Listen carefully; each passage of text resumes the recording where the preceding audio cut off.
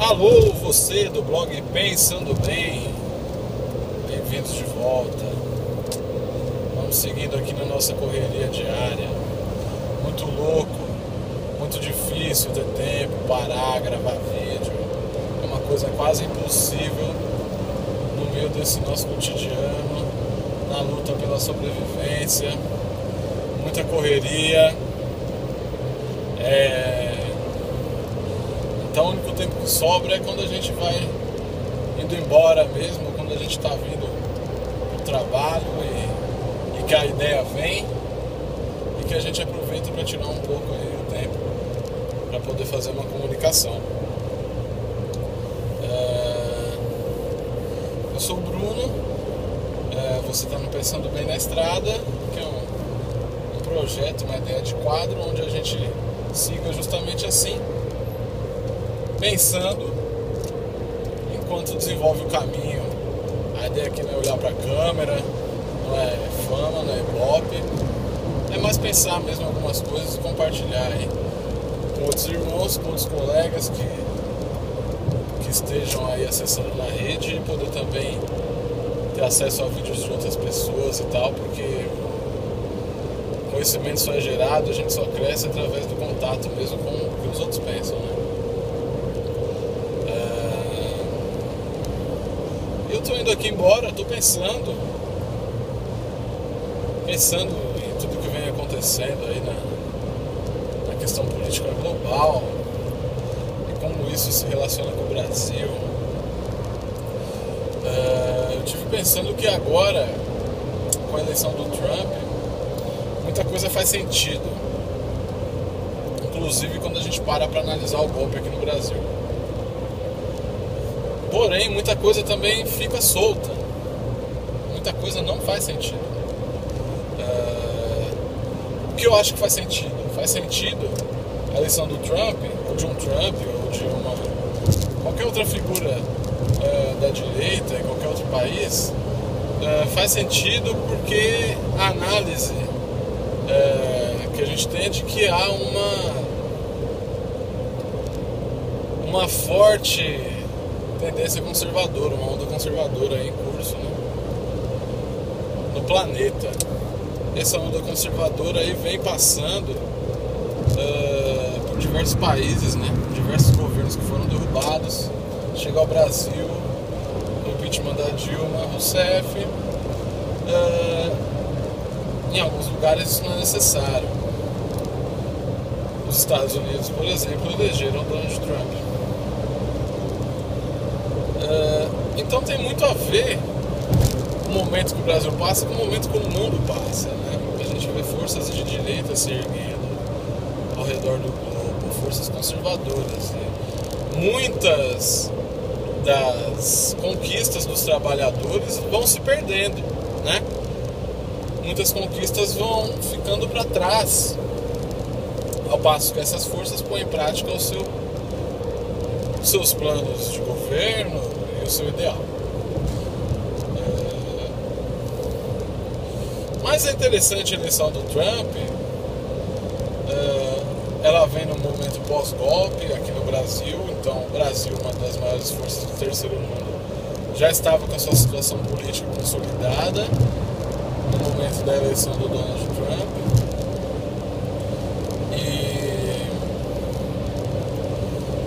O que é interessante no Trump é que ele demonstra ser louco, né? Agora, o que a gente não sabe é se isso é real nele ou se é uma personagem, né? Que ele está, de repente, colocando para fora com essas atitudes que ele tem tomado e com essas... mesmo com a postura dele, né? Uma postura estranha, dúbia, né? E que faz a gente pensar realmente de que lado ele estaria. Se ele é um cara que realmente defende tudo que ele colocou durante a própria campanha, a presidência. Vai ficar um pouco escuro aqui porque eu entrei no túnel agora. Peraí que eu já vou sair do túnel. Nossa, é longe pra chegar em casa.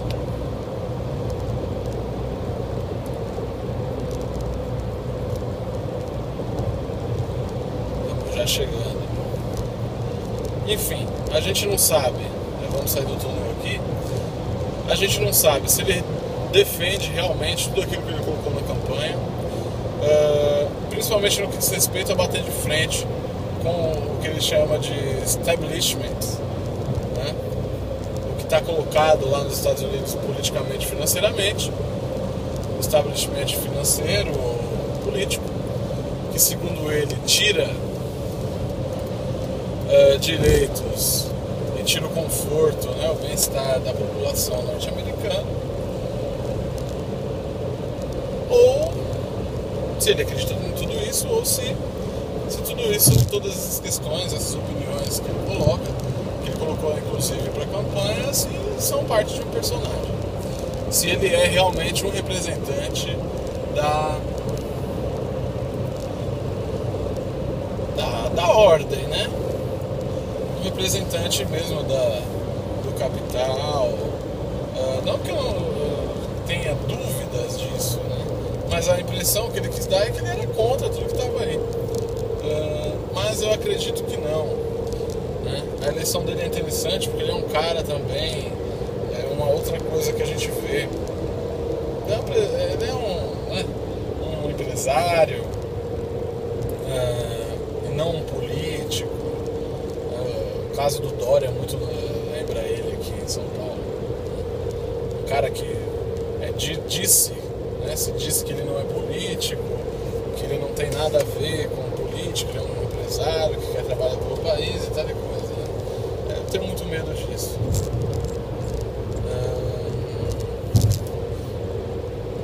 O que eu penso sobre tudo isso é o seguinte: ele foi eleito, ele está no poder, só que ele não é um agente anticapital. Ele quer o bem do povo norte-americano, ele quer que o povo norte-americano melhore de vida e tal. Só que ele, para fazer isso, ele vai, né, usando um termo aqui mais chulo, ele vai pôr na viola de muita gente, principalmente dos imigrantes, dos latinos e dos muçulmanos. É muito interessante, né? Os imigrantes, eles saem do seu país em busca de uma vida melhor, chegam geralmente no país dos outros, chegam nos Estados Unidos da vida, para fazer o serviço que o norte-americano não quer fazer, ou vai para a Europa para fazer o serviço que o europeu não quer fazer. Porque as vagas que você tem lá, geralmente, quando você entra ilegal, principalmente, você entra nos Estados Unidos para lavar banheiro e para lavar prato e garfo, né? Limpar chão. Não que isso seja uma profissão sem honra, uma ocupação sem honra, pelo contrário. Inclusive a minha mãe é uma pessoa que trabalhou com limpeza durante muito tempo, né? Mas se as pessoas entram no país para fazer o serviço que o nativo não quer fazer, nativo aspas, né? Que a pessoa, o residente norte-americano não quer fazer, como tratar assim o imigrante, como dizer que o imigrante não faz parte da nação, que ele não tem uma importância para o desenvolvimento da nação. Então o imigrante não trabalha, ele não consome, ele não movimenta a economia. É muito interessante isso. Será que vão se achar braços para fazer o serviço pesado que o imigrante acaba fazendo lá dentro dos Estados Unidos, quando os imigrantes forem postos para fora? Esse é um ponto. Como que isso vai se resolver nos Estados Unidos sem a imigração? É muito complicado. São pessoas que ajudam o país a crescer. Se a economia americana é o que é, tem muito parte da colaboração dos imigrantes, né? E ele toma um posicionamento realmente estranho nesse ponto da imigração. Mas a questão conservadora, ela tem disso. É um pensamento que já ocorreu em diversas situações. É um pensamento que ocorre no sentido de você proibir as pessoas de entrarem ou desejar proibir os refugiados de entrarem na Inglaterra e tal, ou em qualquer qualquer outro país que não aceite os refugiados sírios, por exemplo, né? Então é mais um ponto para a gente pensar. Não é só nos Estados Unidos, mas em outros pontos do mundo também você vê essa onda conservadora, de você não querer uma mistura, de você não querer resolver o problema do outro, né? É quando o outro se torna um problema para você. Ele não pode habitar o mesmo país ou o mesmo lugar que você, porque ele é um problema. Isso é um aspecto conservador. E uma outra questão que é muito importante nessa onda conservadora, colocando em pauta o governo Trump, é o posicionamento dele, né, pró-Israel, na questão com a Palestina. Isso é muito preocupante também. Preocupante mesmo para a paz mundial. Na verdade, todo esse posicionamento tomado pelo Donald Trump em questões ditas polêmicas, elas fazem com que o mundo beire uma guerra, né? E se você analisar aqui no terceiro mundo, as condições de vida, devido a esse avanço conservador, vão piorar para a maior parte da população, né? Os ingredientes para a guerra, para a destruição, eles vão se colocando. Vamos pegar uma moeda aqui.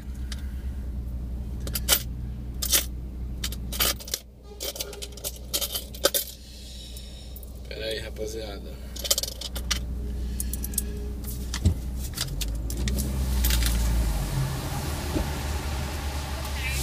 Boa tarde. Obrigado a você.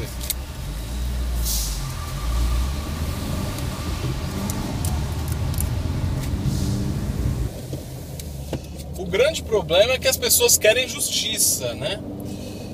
E na busca pela justiça, a direita tem um apelo muito forte nessa questão da busca da justiça, do cidadão de bem e tal. Então o povo, que é um povo geralmente sofrido, em qualquer lugar que seja, tem muito sofrimento, muita luta, o povo ele vai no candidato que mais suscita nele a possibilidade de justiça. No caso, além de tudo, o Trump não teve a maior votação nos Estados Unidos. Quem teve a maior votação foi a Hillary Clinton, mas como ele teve o maior número de delegados, ele foi eleito. Então o povo é meio que alheio a tudo que acontece. O povo quer a justiça, o povo quer a paz de qualquer forma, quer estar bem. Tem os seus preconceitos também, mas no geral o povo quer estar bem. Agora, na questão econômica, acho que a gente não tem muita dúvida de quem o Donald Trump representa. Ele não é um revolucionário, ele é um empresário, né? Ele é um cara do capitalismo. Então, nós podemos esperar o que de um cara desse? Além de toda a questão conservadora política e social e tal, eu, de repente, tenho um ponto de vista que pode parecer estranho.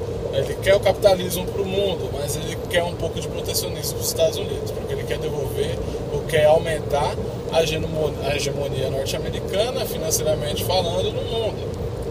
Então ele vai fechar muitas portas. Ele vai fazer... ele quer essa independência dos outros para com os Estados Unidos. Ele quer que os outros países dependam dos Estados Unidos, dependam da economia norte-americana. Então ele quer dependência para os outros e protecionismo para os Estados Unidos. Isso é capitalismo puro, claro, com um objetivo: fortalecer a economia americana, fortalecer o empresariado norte-americano, certo? E o pior de tudo é que ele vai conseguir. Uma forma de ele não conseguir é alguém se levantar contra ele em guerra, mas eu não sei, sinceramente, porque você tem a questão de todo o jogo político e econômico, se as pessoas vão realmente querer uma guerra contra o governo Trump. A gente pode esperar ele como sendo realmente um presidente que invista muito no poder na questão bélica e que comande diversas ações militares e ações de inteligência visando o quê? O protecionismo aos norte-americanos. O que o Brasil tem com isso? O Brasil tem com isso que quando o Temer assume o poder, você tem uma virada na chave econômica, né? A chave econômica brasileira, ela vinha naquela pegada um pouco mais independente, porque se unia a outras economias emergentes e, de repente, lá na frente, quem sabe, até formaria um bloco diferente, junto com os chamados, né, os outros países do grupo dos BRICS. Agora não. O governo Temer, ele não dá prioridade aos BRICS, ele volta, economicamente falando, ao período FHC, período de uma dependência dos Estados Unidos do FMI. Isso para nós é um horror. E como a gente sabe que isso vai ser posto em prática na economia? Nem preciso analisar a economia para isso, não sou especialista, aliás.